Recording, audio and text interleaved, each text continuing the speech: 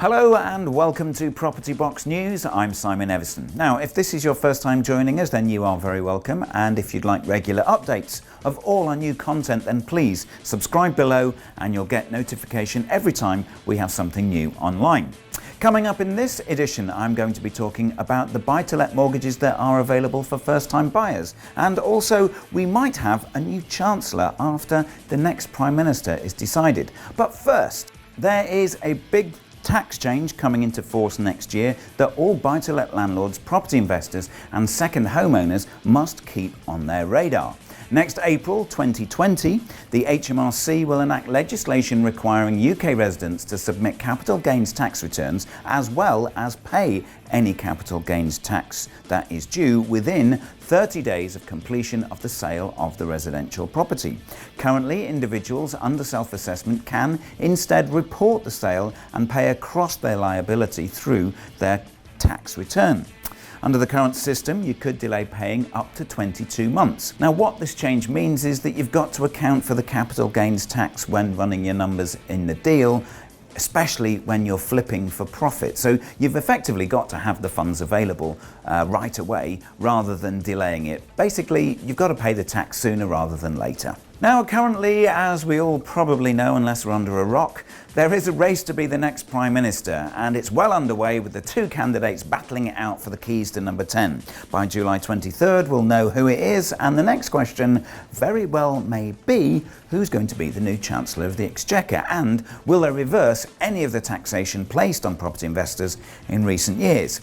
Changes to mortgage interest relief, scrapping of wear and tear allowance, and the stamp duty increases have made times tough for the private rented sector landlord, and there has been many of those landlords selling up because it's just no longer profitable for them. Maybe the change in Prime Minister will herald a change in attitude to the private rented sector. Of course, our voices need to be heard, and although the main topic of conversation at the moment is Brexit, there is an opportunity to ask Boris and Jeremy their views on the private rented sector.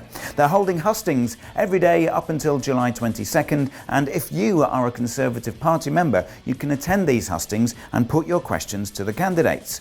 There are many topics you can raise. A recognition of the importance of the PRS in meeting the housing demand of the future, perhaps, or changes to the benefit system, ask them about universal credit, talk about the fair possession process that recognises landlords' needs to be able to regain their property quickly and smoothly, or perhaps a commitment to reject rent controls in the private rented sector, the streamlined system of regulation and effective enforcement that allows good landlords to get on with providing homes and tackles the criminal operators. That's also very important. So if you do get along to one of these hustings, then let us know how you got on. Put a comment below and also tell us what are your thoughts overall on this, even if you're not a Conservative Party member. Will a new Prime Minister or a Chancellor make it easier on the property investor, or will everything just stay the same? We'd love to know what you think, so please leave us a comment below on this and any other item in the programme. Now, last time I reported that there was a 7-year high in buy-to-let mortgage products available.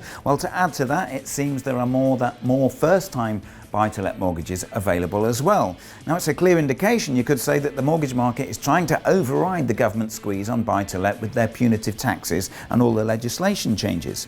Moneyfacts.co.uk have done some research, and they show that in the last 5 years, the number of new deals has risen sharply from 645 to 1,405.